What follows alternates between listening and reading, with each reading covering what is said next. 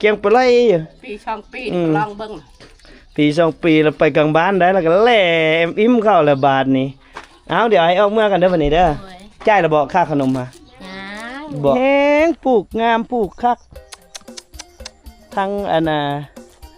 ต้นมากหุ่งปลูกเพียงแน่นี่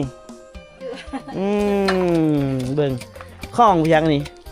ข้องกันมาแต่ไปรัดลูกสาวมาแต่ไปคุดเขี้ยผู้ใดไปขุดว่าอันนี้ละไม่ใช่ถุงไม่ยังตีนสิ้นก็บ่เอาบาดนี้เห็นว่าเป็นผู้สาวรอบ2ก็ดิกินฮอดพัวแห้งโอ้เอาติดชินแล้วเอามาตะเซนครับไปตึกเอาอยู่คนเนาะต้องอยู่คนเดียวให้สิ้นช่วงนี้อยู่คนเดียวไม่เหงาอยู่คนเดียวให้สิ้นนะอาบน้ำไปอาบน้ำล่ะไปสินะห้องน้ำโอ้ยไปพี่น้องเดี๋ยวเฮาไปหาน้องกูดจักหน่อยนะก่อนเพราะว่ามีเวียกครับน้องกูดไปเยี่ยมยามน้องกูดจักหน่อยนึงหลังจากที่ตั้งสองให้กับน้องจอยไปที่ยำหอยเนาะฮัลโหลสาวบ้านใดเนาะสาวกระโปรงสันสาวกระโปรงเหียนมื้อนี้ไปเรียนผู้สาวมันมีลูกบ่น้องบ่สาวบ้านใดบ้านเตนอยู่บ้านเตนมหาไผอยู่บ้านนาดีมหาพ่อเฒ่ามหาพ่อเฒ่าฮะมีพ่อเฒ่าเลยเด้อก็แสดงว่ามีผัวแล้วเอ้ยฮะบ่พ่อเฒ่านี่หมายความว่าจังได๋พ่อของแม่เฮาอ๋อพ่อของแม่บ่แม่นพ่อของผัวเนาะล่ะเนาะโอ้ยว่าพ่อเฒ่านี่มัน2ความหมายได้เนาะชื่อหยังก่อนล่ะสาวบ้านแตนชื่อเวิร์นน้องเวิร์นฮู้จักไอ้เตียงคำหน้ากายบ่ฮู้ดนแล้วบ่ดนแล้วตั้งแต่น้องยังน้อยหุ่นเลยสิบ่จักปีแล้วตอนนี้นาง16 ปีนี้16 ปีได้รัวปลารถนี้โอ้บ่ได้เฮียนละยังเฮียนอยู่ห้องใดม.5 เครียดบ่อายอกนี่ดีใจบ่อายเนาะผู้นึงอีกผู้นึงเดี๋ยวจะใส่ละปบทันผู้น่ะผู้นี้ปบบ่ทันปบบ่ทันคนเบิ่งเป็นล้านพุ่นมันบ่ผู้นั้นน่ะเจ้าท่ายแล้วคนเบิ่งเป็นล้านพุ่นนะไปทางไหนละฮะ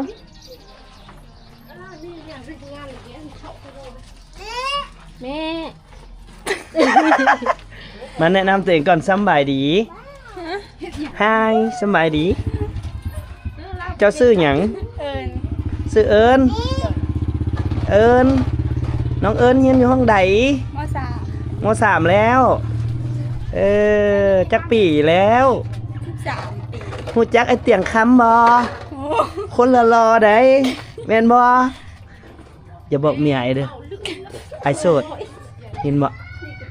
อย่าบอกแม่นบ่โสดตัวเมียมานำนะโอ้ยแม่นบ่โอ้ยอยู่หั่นเนาะเฮ็ดให้ฮู้ว่าเป็นเมียไอ้ซั่นน่ะก็เห็นมาน้ำเดียวก็น่าจะเมียบ่ว้ายบางเรื่องมันบ่แม่นก็มีน้องแซ่น้องสาวก็มีได้อันนี้น้องสาวน้องระวังห้ามเว้าน้องสาวคนเป็นน้องสาวเจ้าบ่ได้น้องสาวก็ค่อยห่วงเอาพี่น้องไปแต่เฮาบัดนี้ต่อไม่ยังตีนสิ้นก็บ่เอาบัดนี้เห็นว่าเป็นผู้สาวรอบ2ก็ดิกินฮอดพัวแห้งเอาติดชินแล้วผัวเอาเมียใหม่เลยร้องไห้ผู้เดียวร้องไห้ผู้เดียวแม่ย้อนว่าคิดฮอดเผยคิดฮอดผัวแม่นอยากให้ผัวคืนมาอยากใจสิอยากให้คืนแล้วบ่คืนแล้วก็ยาแล้วแต่เธอตามใจแต่ให้รู้ว่าฉันยังคิดถึงเธออยู่เสมอแม่นรักเธอที่สุดแต่ไม่หยุดที่เธอรักเธอเสมอถ้ามาเจอคนใหม่เพิ่นไปเจอคนหล่อคันมาเจอคนหล่อเนาะเห็นว่าหล่อก็อย่าลิ้นโตร้ายเนาะเคยกินเคยเฮ็ดก้อยปลาซิวให้ผัวกินอยู่บ่เคยแล้วแต่ก่อนแซ่บมันบ่เพิ่นสิย้องมันบ่ แต่ตอนนี้ใส่แซ่บสำใดกับบ่แซ่บเนาะใส่ผักแป้งนัวหลายสำใดกับบ่แซ่บ บ่แซ่บ ย้อนว่าเพิ่นเจอของใหม่ แซ่บเพิ่นบอกหั่น อืม นึ่งข้าวกับบ่ชุกกินบ่แซ่บ เฮ็ดอาหารก็คือเฮ็ดให้พี่กิน ยามเพิ่นบ่มักเฮาแหละเนาะ เพิ่นบ่มัก โอ้ แล้วก็ มันเป็นหยัง เดี๋ยวค่อยสิไปถามเพิ่นเด้อ ไปโลด เดี๋ยวค่อยสิไปถามเพิ่นเอาอันนี้นี่โอ้ยปลาซิวเอามาแตะเซนครับ ไปตึกเอาอยู่ ตึกเอาอยู่คนเนาะต้องอยู่คนเดียวให้สิ้นช่วงนี้ อยู่คนเดียวไม่เหงา ไม่เหงาอยู่คนเดียวให้สิ้นไม่เหงาแต่น้ำตาไหลทุกวัน ทุกวัน คิดถึงผัวเพิ่นนะ คิดถึงตัวเอง โอ้เอิ้นใส่บ่เตียงเทื่อนึงแล้วแม่นบ่ แม่ แต่บ่ได้ยินบ่แม่นขี้คุยได คิดคุยแท้ เห็นว่าล้อก็ได้เนาะ รอก็คิดคุยเห็นว่าพูดทิ้งก็คิดคุย เห็นว่าผัวทิ้งเห็นว่าเฮาผัวทิ้งแล้วแหละบ่อยากคุยนำเฮาเนาะ แม่ เอาโอเคไปก่อนบัดนี้ ขอบ ไป ใจ ก่อนขอให้แซ่บ ขอให้พวกกลับมา ขอให้พวก ให้แล้ว ๆขอให้ผัวกลับมาเมื่อยให้แล้ว ไปพี่น้องเดี๋ยวอีพีนี้เฮาจะเดินทางไปหาน้องส้มมาเนาะเดี๋ยวเราเบิ่งโซนหมู่บ้านทางนั้นน้องส้มมาก็สิอยู่ใกล้ๆก่อนทางคุณก่อนเอ้าผู้สาว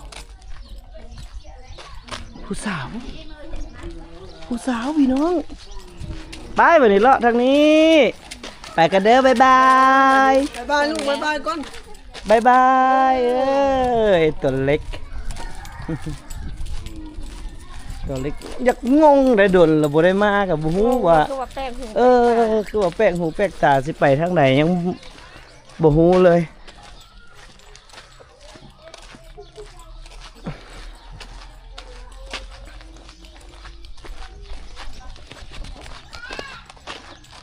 ยังบ่ทันได้ไปหาน้องพลอยเลยเด้อพี่น้อย เดี๋ยวไปหาน้องกูดแล้วออกเมื่อเนาะ เออ ไปถือซุ่มเลย ไปบอกมาพี่บอกทางนี้ก็ได้มีทางอยู่อันนี้เป็นบ้านนาดีโซนทางในเนาะโซนทางในกับทางหลังเลยก็สิเป็นทุ่งนาส่วนใหญ่ก็สิเป็นทุ่งนาไปได้ไข้แน่ละโบย ใครแน่ล่ะ อาการร้อนคือเก่าหั้นเข้าสิงอะบ่มาแล้วเนาะ ดีแล้วเนาะ ดีเลยได้กินยายังเหรอไอ้ กินยาเลยคนไทยให้หมดเลยแล้วเลย ยาคนให้เอาให้เหรอแม่นดีเลย อืม สมมุตินี่ก็ธรรมดาแมันบ่ยานบ่อีหยังแล้วแมันบ่ บ่ได้บ่เคยยาละ บ่เคยยานตอนนั้นมันเป็นหยังก็วันศีล ลืมละ วันศีลแล้วมันเป็นตอนนั้นเนาะ อยากจำบ่ได้นะ บ่อยากจำเนาะเรื่องเหตุการณ์เก่าๆเนาะโอเคแข็งแรงเด้อบ่ไงเด้อ อาการผ่านไปก็ไปแล้ว มาให้มันไปซะเนาะ โดย ไป ดีแล้วเนาะวันนี้ ดีละให้ดีปึดๆเลยเนาะตอนนั้นมันยานเด้มันยานมันก็วนมันก็บ่อยากกันฮอดคิดนั่นแหละแม่นความเลยเนาะเอาเดี๋ยวเฮาไปหาน้องกูดจักหน่อยหนึงพี่น้องกะสองพ่อเมียเลาะนาดีมื้อนี้อีถือว่าเลาะให้คุ้มนะดนๆจะได้มาเท่านึงอยู่หึงๆอีกเพราะว่าจะได้สูบดมเอาบรรยากาศแบบบ้านๆเนาะแต่ก็สูดดมเอาขี้งัว เฮ็ดปีเตอร์ทั้งน่ะฮะเจ้าเฮ็ดสวนมาเลยดิ เฮ็ดสวนทุกเฮือนเลยได้เบิ่งแม่นี่ป้อปลูกสาลีอีกโอ้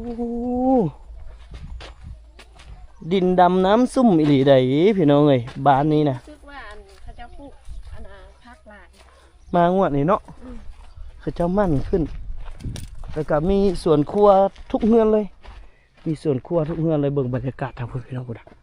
เบิ่งผาวิวผาโอ้ยได้ดอกจานนะดอกจานบานแล้วทั่วท้องนะ เพื่อนหลังนี้วะ มาเบิ่งเฮือนอันนี้ก๊อกก๊อกก๊อกเข้าได้บ่ โอ้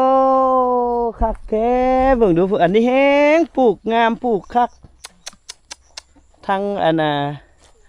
ต้นมากหุ่งปลูกอย่างแน่นี่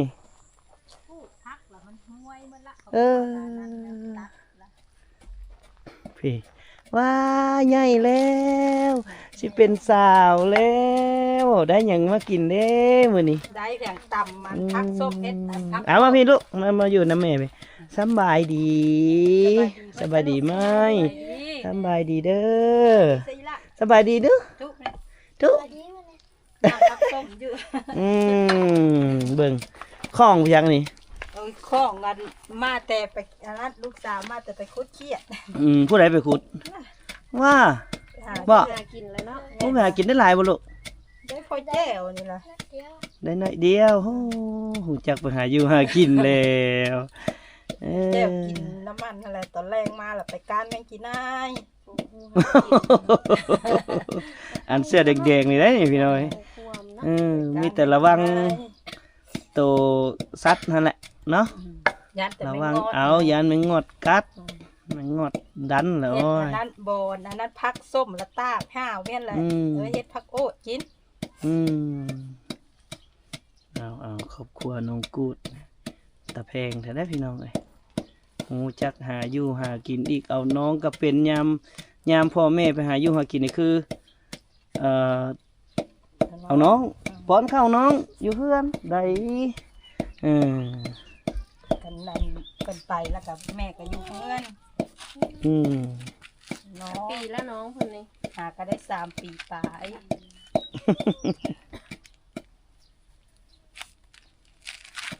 เอาบรรยากาศเพิ่นเบิ่งเฮือน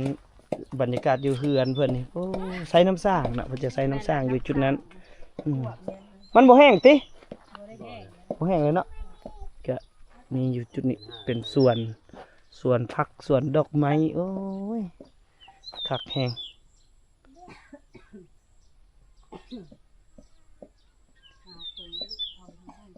เรียนในบางเชื่อแหละไปซื้อก็มัน เอาจุดนี้นะดินนี่ก็บ่แม่นดินเพื่อนนะพี่น้องเป็นดินของข้าเจ้าให้อยู่ชั่วคราว อันนั้นมันอยากซุกแล้วมันซุกแห้งแล้วนะเพิ่นพักกาวหวยละ คนปลูกหลายอีหลี หวยวันละ ของร้อนโอ้โห เอาพักบัวให้ก็ เก่งหลายมาเบิ่งมาเลาะเบิ่งสวนเพิ่นจักหน่อยหนึง แปรเด้อ ฮะเสียบางน้ำอันนี้ปลูกหั่นเนาะใหญ่แท้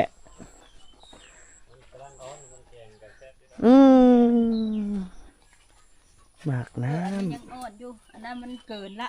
ำตัวนี้มันเยอะแล้วตัวนี้ หลายหน่วยยุบปิดยายให้ไทบ้านแน่ กินบ่ทันเนาะ แม่นล่ะ ถึกแล้วเฮาเก็บไว้กะมันก็ได้กินแต่เฮาผู้เดียว แม่น ปั่นหมู่แล้วหมู่มีเนื้ออื่นหมู่ก็ยังมาปั่นเฮา บัตรเฮาบ่มีแล้วไปขอหมู่ อืม อันนี้ละไปใส่ถุงให้เพิ่นไป น่ะสองไอ้น้องนะเพิ่น พวกมันอันนั้นแล้ว เยอะเนาะผักบัวเลยบ่ บ่แล้วผักบัวหัวถ้า ผักบัวหัวนี่บ้าบ่ต้นเยอะปานนี้เนาะ มันอันนั้นแล้ว บ้าดตัวเบิ่งบักเยอะเลยพี่น้องอันนี้ผักซี่เหรอ หอมป้อม อันนี้ได้ นี่ล่ะ ซะบ่ต้นเยอะต้นเตแต่ใส่ปุ๋ยบ่ ปุ๋ยทางอันจูดอันขี้เข้ารีบน้ำอันล้านเข้าหั่นแหละ ฝุ่น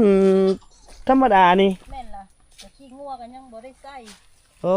ตอนนี้ก็ยังว่างามเอาได้เอาว่าเนาะเพิ่นปลูกหลายแนวอีหลีได้พี่น้องเบิ่งสวนเพิ่นทั้งต้นกล้วยต้นหยังเนาะ ห้วยละคันบ่ห้วยก็พอได้อยู่ มันจากเบิดฤดูมาแล้ว แม่นล่ะนางเอาธงมาใส่เพิ่นลูก โอ้สะอ่อนพี่น้องเอ้ยสะอ่อนแฮง ลูกธงนี้มาใส่กับบัวเพิ่นลูกเราสิไป ตอนแรกมาซื้ออันข้าว เพิ่นว้าน้องกูดเอาของตอนให้เบาเตียงโอ้เอาหยังแน่เนาะให้นี่เนาะ บัว ผักบัวพักหยังลูก ตู้หอม อื ป้อม ปลูกเองบ่ลูก น้อย ได้ฮดอยู่บ่ลูกก็ได้ฮดอยู่บ่โอ้ล่ะน้องเพิ่นก็ มีหลายเลยน้ำพ่อพอดีพุ่นน่ะมักหุ่งมักน้ำเนาะป้ามักน้ำนี่ปลูกโดนแล้วห่อนี่ ประมาณ2 เดือนนี่แหละ โอ้มักหุ่งก็สุกเลยนะพี่น้อยนี่สองไอ้น้องเพิ่นฮู้ความแต่ไอ้น้องกูน่ะ เป็นคนเฮียนเก่งอยู่ในโรงเรียนแต่ว่าคือว่าแหละเก่งอยู่บ้านเฮาไปบ่อนอื่นค่ะเขาได้ห้ำได้เฮียนหรือว่าการเฮียนของเขาอาจจะหลายกว่าเนาะน้องเพิ่นก็ได้ไปเสียงอยู่ไสเนี่ยลูกหึเสียงอยู่เมืองบ่ลูก ตรงเสียงเนาเสียงเราเก่งจะไปเสียงอยู่บ้านนาค เสียงอยู่บ้านนาคำเขตกุ้ม ำเลย เขตกุ้มเนาะต่างหน้าไปเสียงอยู่บ้านนาคำนั่นแหละเพื่อเอาต่างหน้ากุ้มไปเสียงอยู่เมืองนั่นบ่ลูกอืม เสียงอยู่บ้านอีกก็จะให้ที่ เอาทำนี้ก็เก่งเลยลูกตั้งใจเอาป .5 เลยเนาะ เลย นี่ถ้าไปม .4 แบบนี้ม .4 ก็จังตั้งใจให้เก่งก็เก้าเป็นตัวแทนอยู่ม .4 ก็ได้นี่โอ้เพื่อนก็อยากหิวเลย จะเข้ากองเลย เอ้ยอยากเข้ากองน้ำเบาเตียงนะลูกเนาะเข้ากองน้ำเบาเตียงเลยโยมี FC ได้นี่ ไปงาน เก่งเบิ่งทางเลยไหมเฮ้ยเบิ่งทางเนี่ยว่าคนน่ะคนไปส่งเบาเตียงให้พี่น้องนะฮะขนาดตะแพงขนาดเลยวิถีชีวิตของพี่น้องบ้านนาดีก็สิเป็นประมาณนี้แหละพี่น้องก็คืออาชีพหลักๆของกับเจ้าก็คือเฮ็ดนาเป็นหลักเลยเฮ็ดนาเนาะแล้วก็เลี้ยงสัตว์ปลูกผักปลูกมีกินนี่คือน้ำบ่อน้ำที่พระเจ้าใช้เป็นน้ำโครงการเฮ็ดให้ตั้งแต่โดนแล้วเนาะเป็นน้ำแบบคันโยกน้ำบาดาลแบบคันโยก สัญญาณจากยันเบิดเนาะเพิ่นมาเปิดสัญญาณตัวเองจังได บ่มีสัญญาณแถว มีหวย บ่ของค่อยบ่มีเบิ่งบรรยากาศชุมชนบ้านนาดี แล้วโทรมาหา บ้านนาดีเบิ่งบรรยากาศเบิ่งน้องกูด เพิ่นเอาอีหยังไปให้บ่เตียงเฮ็ดหยังกินแรงบ่มีหยังกินแจ่วใส่เป็นนัวหลายๆจังแซ่บ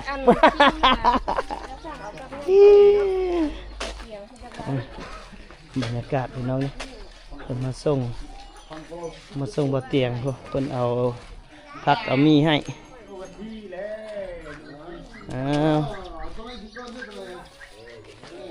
ขอบใจเด้อขอบใจหลายๆเด้อ เจ้าเมียนเองนะ ปั้นน่ะก็ได้เป็นหยังโอเคขอบใจหลายๆบ๊ายบาย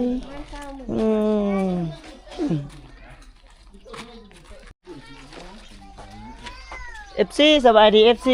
จ้า เฮ็ดหยัง เฮ็ดเอกสารอยู่นี่ เฮ็ดเอกสารหยัง FC จ้าเอกสารอันนี้เราจะไปปอนบัตรหวานมื้ออื่นนี่น่ะ อยากไปปล้นบ้านมื้ออื่นเขียนมาเดือนฟิกเกอร์ตัวเองบ่จื้อ ให้จื้อก็บ่ได้เรียนหนังสือ บ่ได้เรียนหนังสือเขียนเป็นเนาะ ย้อนยิง โยนยิงตะกี้ได้ จะเบิ่ง ป๊อบแม่นบ่ ครบ โอ้โยนยิงแล้วป๊อบ นี่เจ้าก็เบิ่งแล้วพี่บัตรเกิดขึ้น มันเกิดเฉย บัตรเกิดหั่น อยู่ เกิ บ้า ด นเต้นพุ่น เกิดจากบ้านแตน แล้วมา อยู่ มาแพร่ใส่บืออยู่ นี่ มาแพร่ใส่บืออยู่ไส 1,160 เกิดหั่นไหน ยังยิงอยู่ได้หั่นไหน ว้าวโอ้เขาจนเจ้าฮอด15 ปีเขาจังเศร้าเนาะเอาสู้ๆได้พวกเด้อบัดนี้แหละมาเฮ็ดสงครามกับเมียบัดนี้มันบ่แม่นบ่แม่นง่ายเลย ให้มันเกิดไผชื่อได้ ไผชื่อใดเนาะเฮ้ยหมอนี่อันนี้น่ะเนาะเราอยากบีบอยากคันมาแล้ว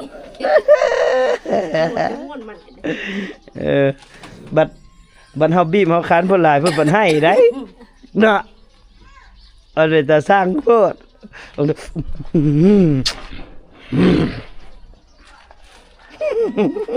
มันยิ้มนะแก้มเราว่าจนอุ้ยลุยเลยปองสะอ่อนตัวเด็กไอ้เอ้ยขาวบันฮอด7-8 ปีแล้วก็แล่คือเก่าแล้ว นัง7-8 ปีไปจังล่ะ ตอนยังน้อยนี่ขาวเกี้ยงไปไล่อยู่ ปี2 ปีลองเบิ่ง ปี2 ปีแล้วไปกลางบ้านได้แล้วก็แล่อิ่มเข้าแล้วบาทนี่